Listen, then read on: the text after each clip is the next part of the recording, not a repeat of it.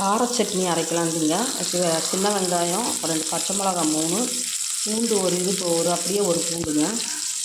பாருங்கள், மிளகா இன்னும் இவ்வளோ எடுத்து வச்சுருக்குறேங்க. இவ்வளோ மிளகாயும் போடுறேங்க. கார சட்னி அப்போ தான் நல்லாயிருக்கும். புளி கொஞ்சம், 2 தக்காளி வச்சு கொஞ்சம் ஜீரகம் வச்சு அரைக்கலான்ட்டு. கார சட்னி குளிருக்கு ரொம்ப நல்லா இருக்குங்க. தோசைக்கு, இட்லிக்கு எல்லாம் போட்டு சாப்பிட்லாம். நல்லா வணங்கணுங்க. ஹலோ ஃப்ரெண்ட்ஸ், எப்படி இருக்கீங்க? கார சட்னி அரைக்கலான்ட்டு சின்ன வெங்காயம், பூண்டு, பச்சை மிளகாய் போட்டிருக்கேன். 2 தக்காளி, அப்புறம் மிளகாய் இவ்வளோ போடுறேன். கார சட்னிக்கு நல்லாயிருக்கும். புளி கொஞ்சம், ஜீரகம் கொஞ்சம் வச்சு அரைக்கணும். இது நல்லா எண்ணெயில் போட்டு வணக்கிட்டு ஆறின பிறகு மிக்சியில் போட்டு அரைக்கணும்.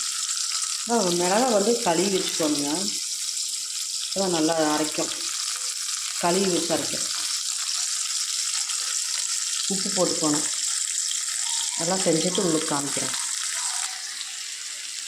மிளகாய், தக்காளி போட்டேங்க. நல்லா அது வணங்கிடுச்சு வெங்காயம். இது நல்லா வணங்கணும். கொஞ்சோண்டு ஜீரகம் போட்டுக்கலாம். கொஞ்சம் ஜீரகம் போட்டுக்கலாம்.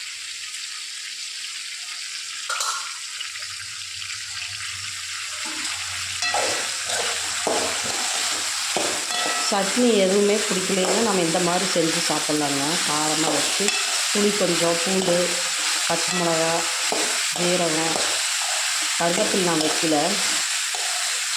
இதெல்லாம் வச்சு அரைச்சி நம்ம சாப்பிட்டா அடாடா அவ்வளோ டேஸ்ட்டாக இருக்குங்க. தோசை, இட்லி, சப்பாத்திக்கெல்லாம் வச்சு சாப்பிட்லாம். அவ்வளோ நல்லாயிருக்கும்.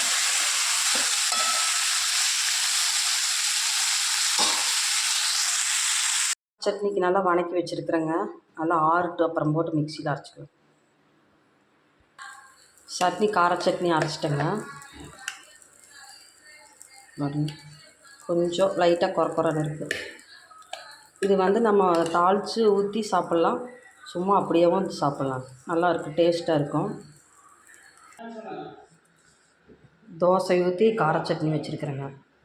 வாங்க நீங்களும் சாப்பிட்லாம். சூப்பராக இருக்குங்க. இந்த மாதிரி செஞ்சு நீங்களும் பாருங்கள். கமெண்ட்டில் சொல்லுங்கள் கருத்து எப்படி இருக்குது. செஞ்சு பார்த்துட்டு சொல்லுங்கள்.